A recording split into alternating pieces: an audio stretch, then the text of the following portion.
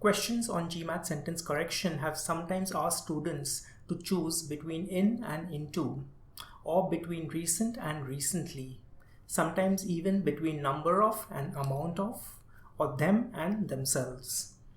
So how exactly do we make this choice? Well, all this is covered under a grammar topic called Diction, and that is what I've explained in detail in this video.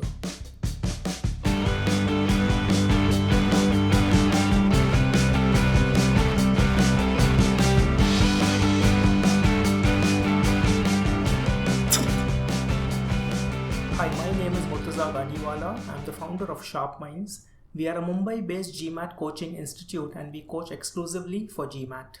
Diction is all about choosing the right word. There are certain rules that govern this choice, and that is what I have covered in detail in a two-part video series. The link to the second video is given in the description below, so do remember to watch it as well once you are done with this one. At the end of these two videos, you'll have complete clarity on how to make a choice whenever you encounter diction errors on GMAT. Today we are going to cover the topic use of diction in sentence correction. Diction basically means the use of the correct word. Very often there are two words that in spoken English are interchangeably used, and you need to be clear about the correct use of some of these words for sentence correction questions. So we'll take a look at some of these situations now. Situations where some kind of counting, some kind of measurements, quantification is involved. And there are these words that at times may be interchangeably used. You may not be very sure what to do in some situations. Amount of or number of, few or less, much or many. So how do we go about dealing with such situations?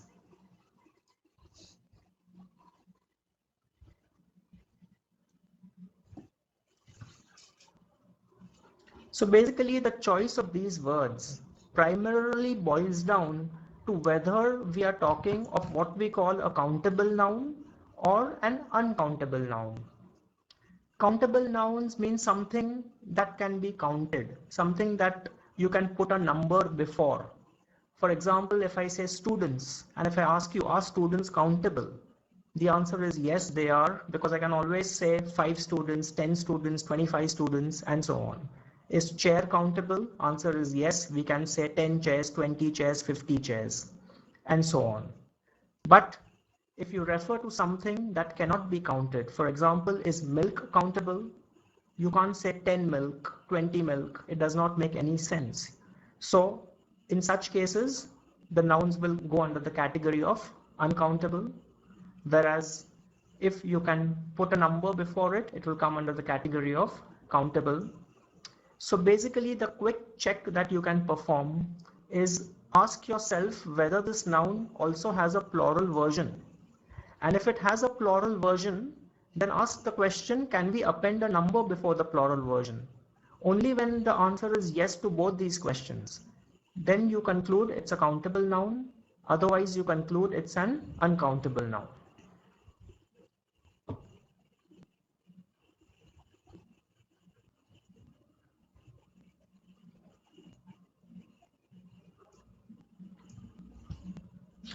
So the classification is based on this criteria, whether or not it is countable.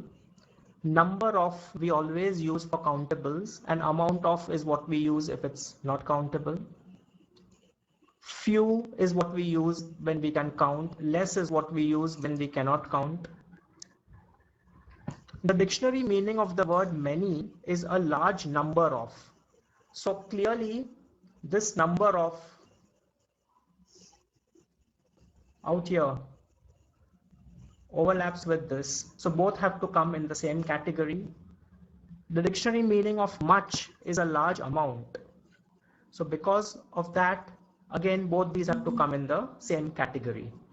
So if at all you have to make a choice between these words, you have to ask the question, what are we talking about? Is it countable or is it not? If the answer is it's countable, go for number of or few or many.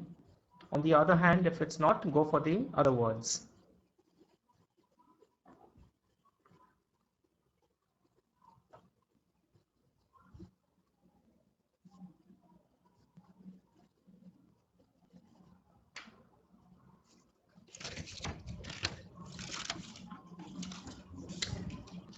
So we have a few words with us.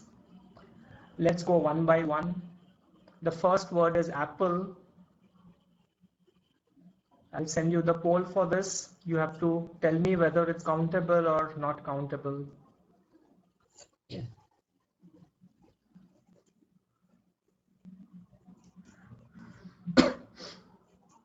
Great, so all correct. All of you know the answer. An apple a day, keep the GMAT instructor away, is what you can say confidently now. So apple clearly passes both the checks. We do have a plural apples. And we can always say 10 apples. So undoubtedly, apple has to be a countable noun. Therefore, you will say few apples. You won't say less apples. You will say many apples. You won't say much apples. And you will say a number of apples. You won't say an amount of apples. Okay, so this is how you will decide if apples was the noun that you are referring to. Let's move on to the next one, which is rainfall.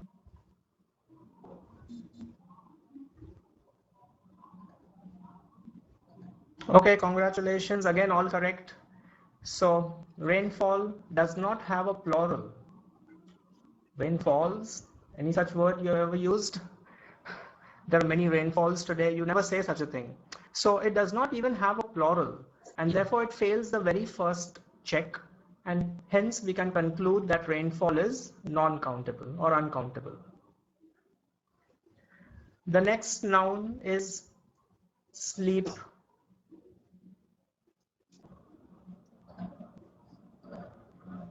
Great, so all correct again. There's no plural sleeps, no such thing, therefore uncountable. You will say I got less sleep than I wanted to. You won't say I got few sleep than I wanted to. Okay, I didn't get much sleep, you will say. You won't say I didn't get many sleep. So this is how you will choose if the noun was sleep. The next noun is money.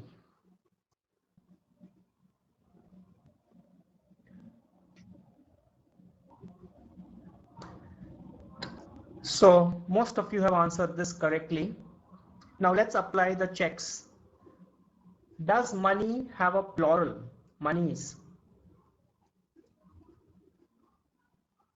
If you see on the top left corner, there's a yes and no. Can you see that? If you can, just click the answer. My question is, does money have a plural? Yes or no? So most of you feel no, there is no such word in English. Money is one person, yes. Abhinav, I think, yeah, you do agree that there is such a word. Maybe if you have a legal background or anything to do with contracts, you probably have come across this word monies. And in jurisdiction, they also use another equivalent.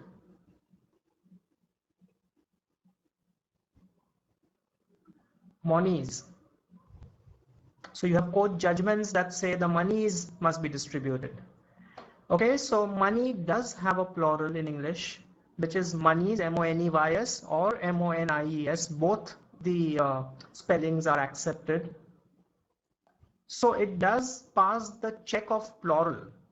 Interestingly, money does pass the first check. Does it have a plural? Answer is yes, it does. Now let's ask the next question. Can you append a number to money before money? Can you say I have 100 money or I have 100 monies? Answer is no, you can't. When you try to put a number before money, you are unable to do so. If at all you had to put a value, you would have to state a currency. For example, I have $100, I have 5,000 rupees, and so on. So if we have a currency, then it's different, and we're not using the noun money, we are referring to the currency itself, which is counted. But if you're using just money, then it acts as an uncountable noun. So you always say, oh, so much money. You won't say, oh, so many money. Okay, so I have less money than I need. You won't say I have few money than I need. So money by default acts as an uncountable noun, and therefore the less and the much will apply, the few and the many will not apply to money. So yes, most of you did get the answer right, though for a moment you might be wondering what's gone wrong out here. The next word is sense.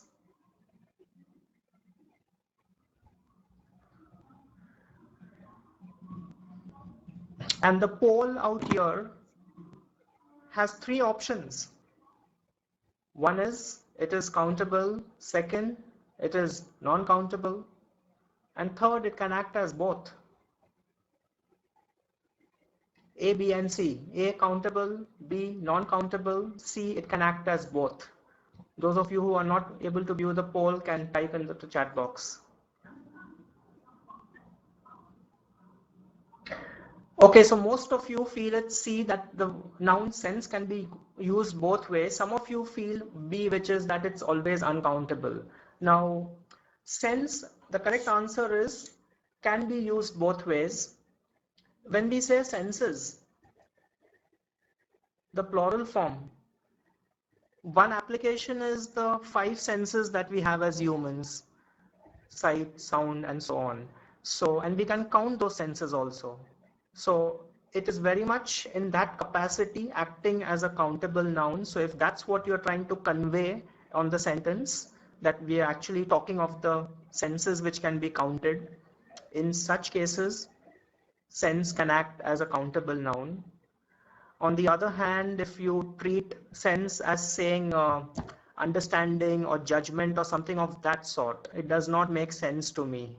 So this does not make much sense to me, you will say. You will not say this does not make many sense to me. So in that case, sense is acting as an uncountable noun, and it will only be used in the singular, and the correct word to put before it will be much and not many.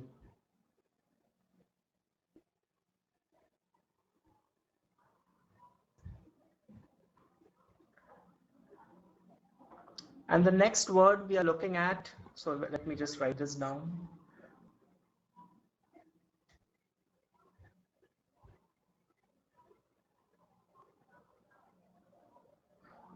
And the last word is wine. There are 3 options. A, if it's countable, B, if wine is non-countable or uncountable, and C, if it can act as both. Okay, so the answers are B and C. Most of you feel it can act as both. C, some of you feel it only acts as uncountable. Uncountable, of course, we know, because if you are to ask someone or if you tell someone, you say, oh, he has had too much wine. And you obviously say much, you don't say he has had too many wine. So in that case, wine is acting similar to milk or rainfall or something of that sort. And you cannot quantify it with a number. You can't say he had 3 wine. So it acts as an uncountable noun. But can we append the S to it? Can we append S and make it wines? Why not? And you can very much, in that case, look at it as the plural of wine. For example, many wines are now produced in India. So you will say many because we are counting the number of wines. And in that case, it acts as a countable, and many will be the right word. You can't say much wines are produced in India. So wines again can act both as countable and uncountable. Okay, so this is how you will have to take a call. As you can see, in some cases, especially the last 2 examples, it does depend on how we are using the noun, which means a noun by default will never be only singular, only countable or only uncountable, and you will have to kind of look at it in the context of the sentence and decide.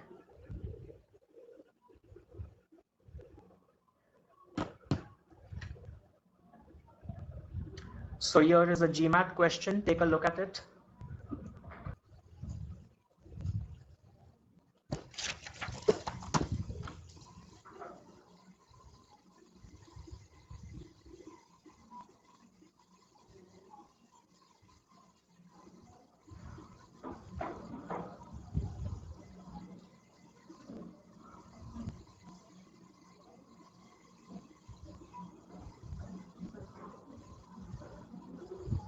So if you have read this question, in the original sentence, we are using amount of. Then we are using both, which means we are talking of not one but two things. The first is space debris. When we refer to debris, obviously we don't count debris. So amount is the correct word to use. We wouldn't have said number of. But then the second thing that we go on to talk about is satellites. The question you have to ask is, are satellites countable or non-countable? And the answer is they're very much countable. If satellites are countable and amount of is what introduces both the objects, you end up saying amount of satellites in the original sentence, which is obviously incorrect. You should have said number of satellites. So this option goes. This says amount of both. In fact, it brings satellites next to amounts, making it even, not worse, but easier for you to pick up. Now look at option C. It says, amount of debris and number of satellites, which is the correct split. This option says amount of and talks of, it does introduce number of here as well. So as far as the choice of the countable words are concerned, even this is a good option, and so is option E. It says amount of debris and number of satellites. But these two options would have gone straight away if you had just picked up the usage. And then obviously we'll have to look for other errors. In this case, along with the number is not making sense because you're saying the debris is increasing along with the number of satellites, which kind of, there's no connection automatically between the two, as if while the satellites increase, so does the debris or something. That's not really what we are saying. And between the remaining two, undoubtedly C is a good construction. As X and Y continue to increase is the structure. Option D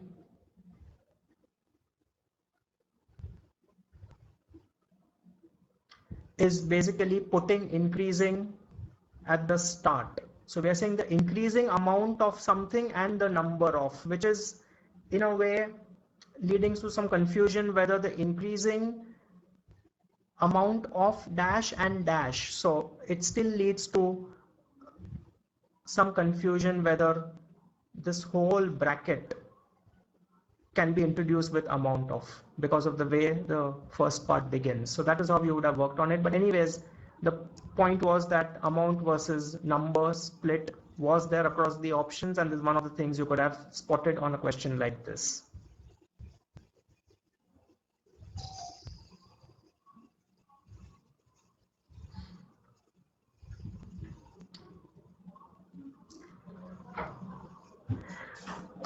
This is a question that some of you may have seen. I have introduced this in my classroom recently. So those of you who had completed the course long back may not have seen this question, but it's being solved now. So as you can see, the original sentence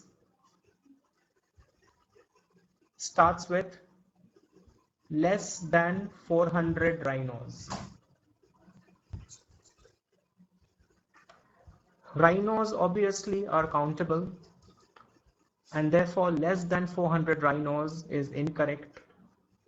So this option goes. This option goes. This is changing it to fewer than, which is fine. This is changing it to fewer than, which is fine. And this is still saying less than 400. So this goes. So just by looking at the use of this word, in an instant you would have narrowed down to two options, after which obviously you have to look at other errors. In this case, it starts with a verb occupying. So the question is, who is occupying? And the answer is the Malay Peninsula in option C, which is illogical. It's the rhinos who are occupying. So that's what you will find in the correct answer, that the rhinos. So it would have been easy to eliminate this also. This is also gone, and very quickly you would have been able to arrive at the correct answer.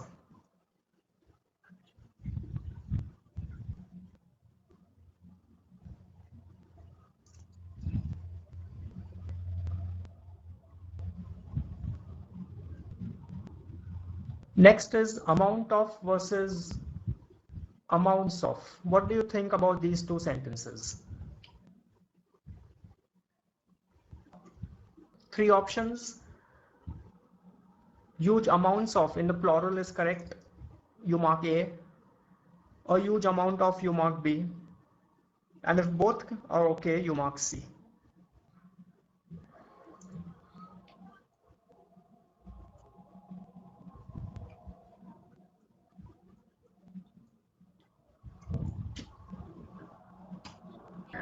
Alright, so almost uniformly divided across the three options. The correct answer is that both are fine. So C is the correct answer. See, the meaning is slightly different. When you say a huge amount, obviously what you understand from it is that a lot of data is being stored. So that's the meaning it conveys, and that's good usage. You can use a huge amount of data. On the other hand, when you say huge amounts of data, what we are probably implying is that all the data maybe is not getting stored at one time or on one date. At some interval, this much amount. At a later point in time, another large amount. At some other point in time, some more amount. And that's what we're trying to convey. It can store huge amounts. Okay, so amounts of waste also when we say is being dumped. Large amounts of waste are being dumped when we say, sorry, we'll have a plural. Large amounts of waste are being dumped. So you will say that the waste is not being dumped on one day. It's being dumped maybe at different points in time, and each time it's a big amount. So in that case, plural will be fine. Both are fine. I don't think GMAT will really ask you to choose between the two. The reason we are covering this is you should be aware that both are fine, so that you don't erroneously eliminate an option thinking how can it be used in plural or singular according to what you feel is the correct one. Both can be used.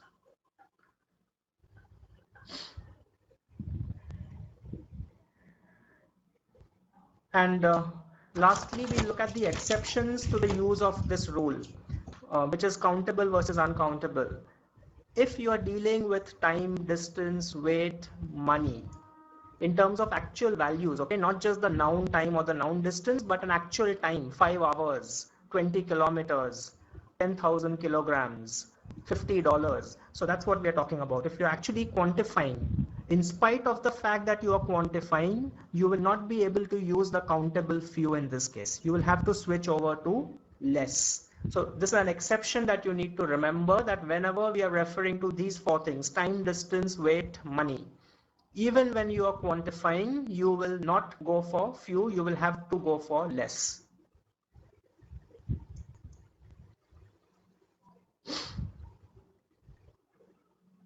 So you can take a look at these sentences, which are all correct.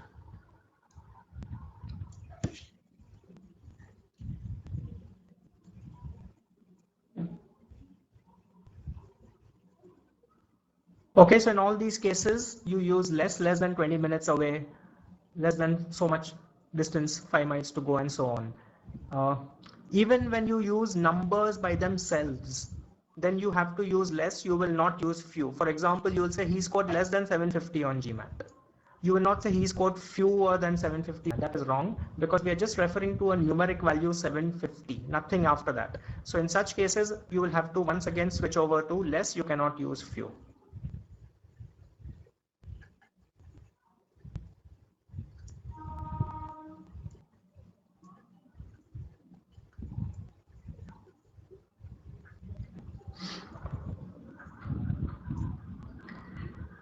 So this is also a question that I'm now using in the classroom course. So some of you may have seen it, some of you may have not. But it's a long sentence. Let's just skip the rest of the stuff for the time being. The sentence ends by saying less than 4 million pounds. And we are talking of the earlier reference, more than 17 million pounds of shad in a single year. So this is basically the weight that we are referring to. Okay, pounds is the weight measurement that we are talking about. And as we just saw in the rule, that if it's a weight you are referring to, then less than will be the correct choice. You will not need to switch over to fewer than. So in this question, of course, most of the options retained the less. Some of them were trying to change it to a lower amount than, which is not justified in this context, because there's no need to refer to the weight as an amount. So these two will be wrong, but the other three will all continue to remain right in spite of the less. So of course, they're not given us a choice of few versus less, but you should also know that less is not incorrect. Otherwise, you would have eliminated these three and only gone down to the amount options. So that is how you could have started working on this question. Of course, there were many other errors which we are not discussing now, but this was one of the splits that you could see out here as well. And it was a correct application of less, in fact, on the sentence. Diction is the use of adjective versus adverb. This is something that we have already touched upon earlier under the topic modifiers. And it actually gets classified by GMAT under diction. And there have been questions in the past where you have to make a choice between the adjective and the adverb. So let's just look at, revisit this topic quickly.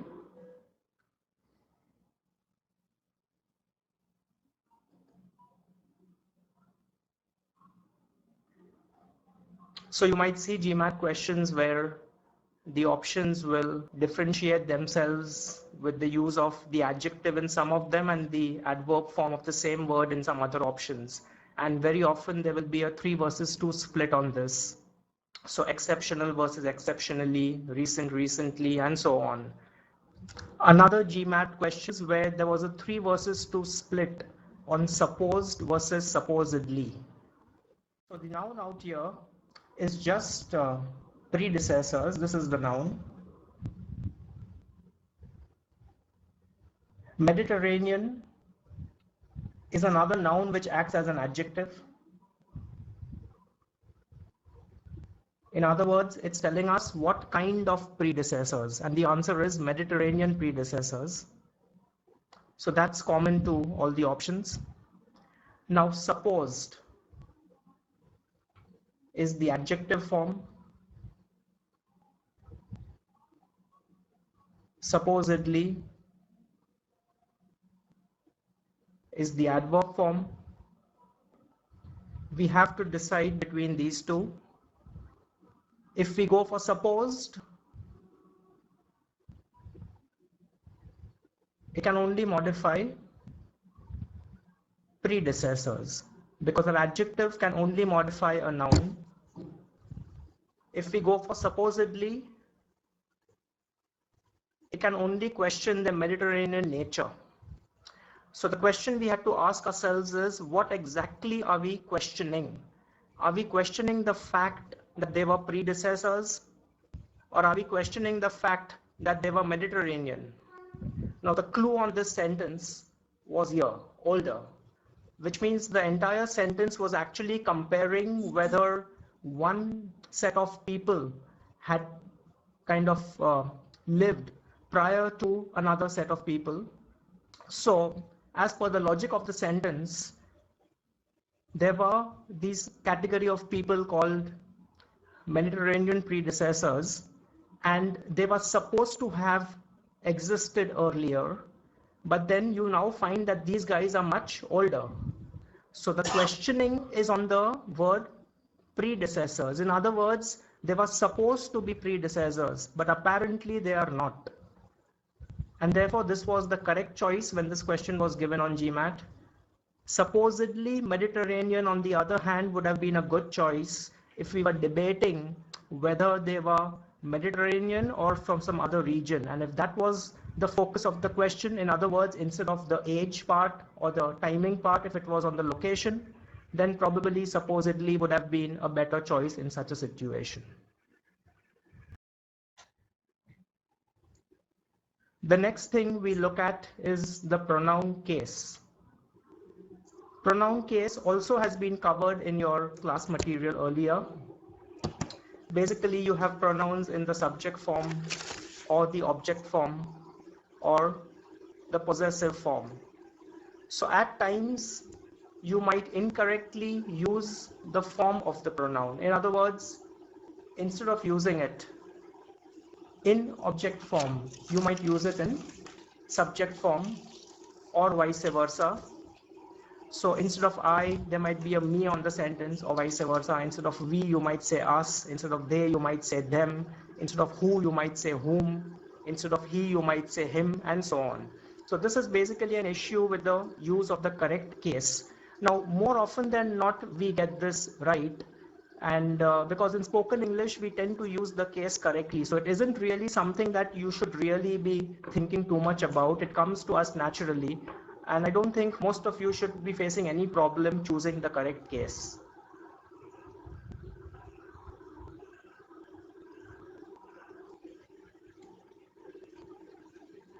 So if you look at a sentence like this, Peter told I that he needed some help with diction. The pronoun I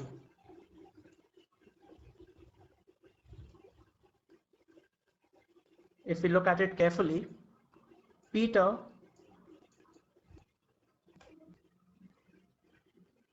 is the subject,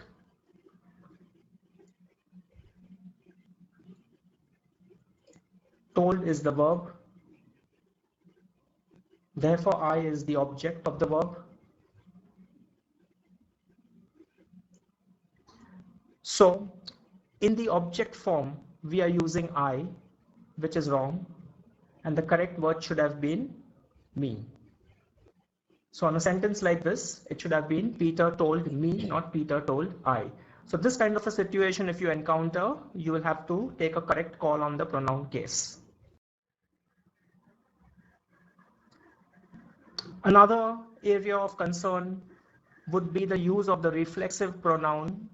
Reflexive pronoun are those which reflect back on the original pronoun. So when you use myself, ourself, themselves, himself, herself, all these act as reflexive pronouns. While using reflexive pronouns, there are mistakes made occasionally even in spoken English.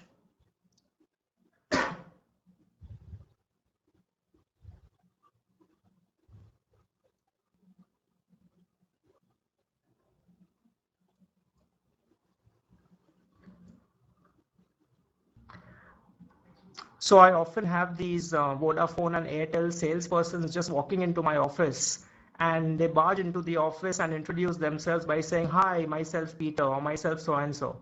Now, a sentence like this is grammatically incorrect. You are making use of a reflexive pronoun myself without even talking about yourself first. In other words, there was no I for the myself to refer back to. So if you have a sentence that says, "I did it myself," that is a good sentence because you have the pronoun I, and then you're referring back to that I by saying myself. Or "he did it himself" is also a good sentence because you have a pronoun he, and then you have a himself referring back to the he. So if we have such situations, then the reflexive pronoun will be correctly used. But if you don't have an I or a he or a they or an our, in such cases, or a we, in such cases, using the reflexive will be incorrect.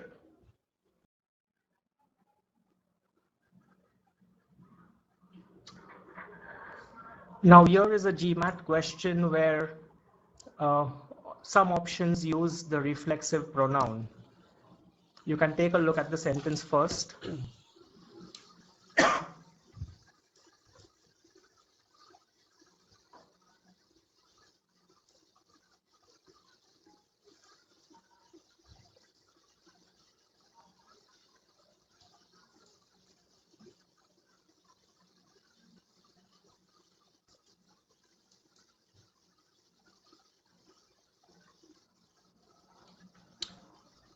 So as you can see across the 5 options on this question,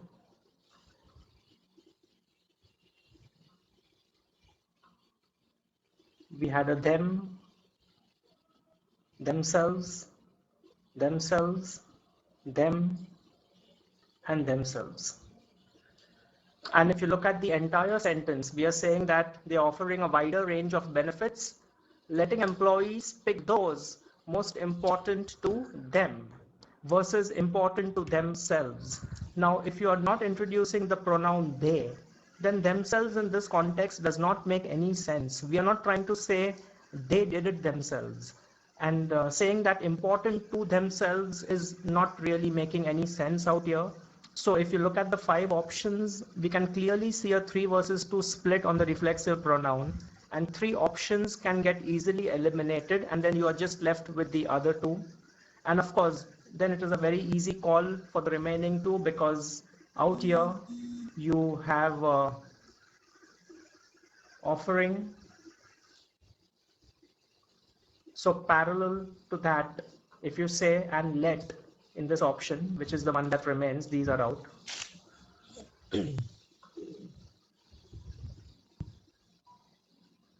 So offering and let are not parallel,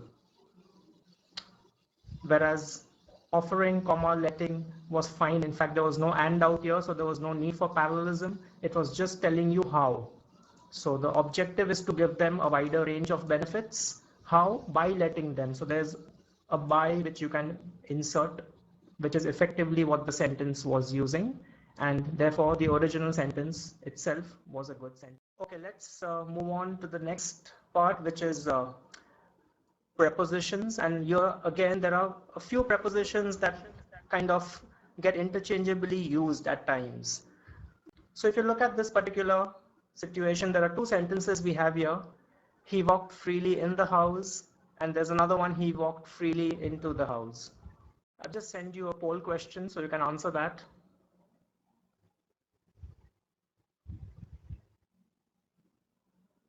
So the most common answer is B, which means only the second sentence is right, the first one is not.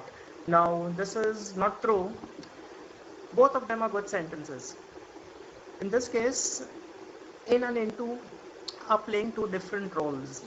Of course, option B is easy to figure out that it's a good sentence when you say he walked freely into the house. What you probably understood is that he was outside the house and he just entered. Maybe the door was open or something and no one stopped him, so he walked freely into the house. And that's probably the intention of this sentence, so it's a good sentence. On the other hand, when you say he walked freely in the house, it can very well imply that he was already inside the house and he was just walking maybe from one room to another. So both of them are actually good sentences.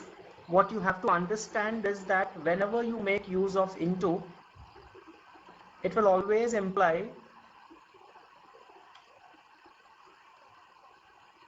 outside to inside, or maybe even entry.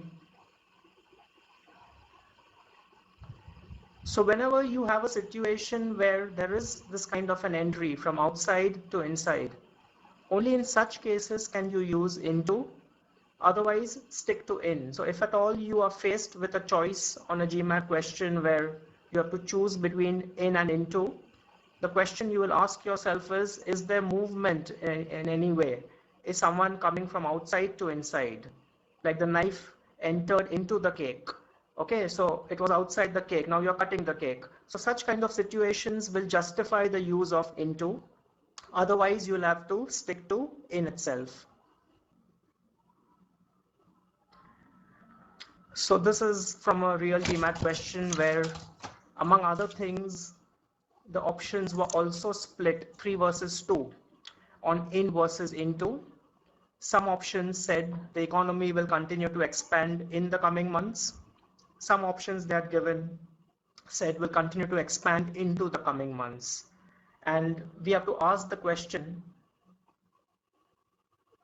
as far as into is concerned, that is the economy going to expand into the months? Does that make sense? And the answer is no, it does not make any sense saying that the economy is entering the months. In fact, what we are saying is something is going to happen during those months. And the in preposition takes care of such a meaning.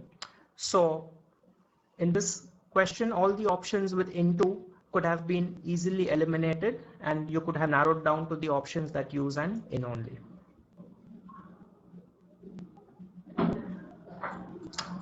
Beside and besides also kind of tend to be used interchangeably. So let's see, we have another set of two short sentences. He sat beside her and he sat besides her. Let me just send you the poll quickly. Come on, the rest of you also need to answer. I hope you're sitting beside your keyboard, or should I say, I hope you're sitting besides your keyboard. Let's see.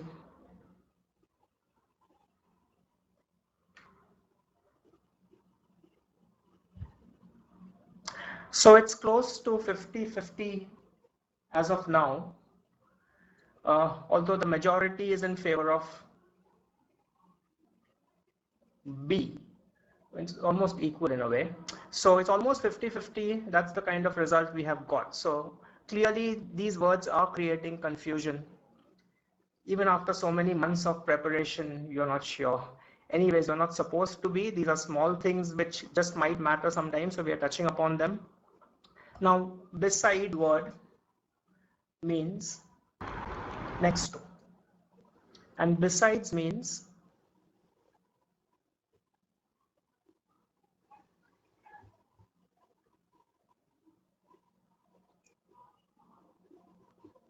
in addition to. So whenever you want to show something adjacent right next to it, the S will not come, it will just be beside. And when you say besides, it's like saying besides my friends, my cousins had also come. So you're saying in addition to these, the other category.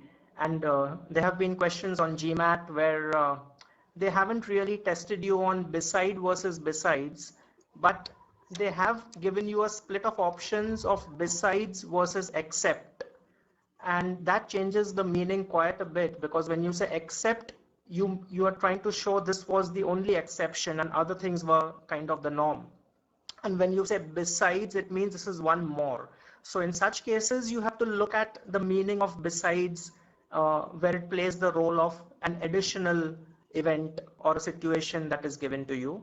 Whereas except for something, when you say, it means except for X means X was the exception, everything else was in another category. But when you say besides X something, it means in addition to X something else also happened. So this is how you may have to take a call. But if at all you encounter a situation of beside versus besides, this is the rule you'll have to follow.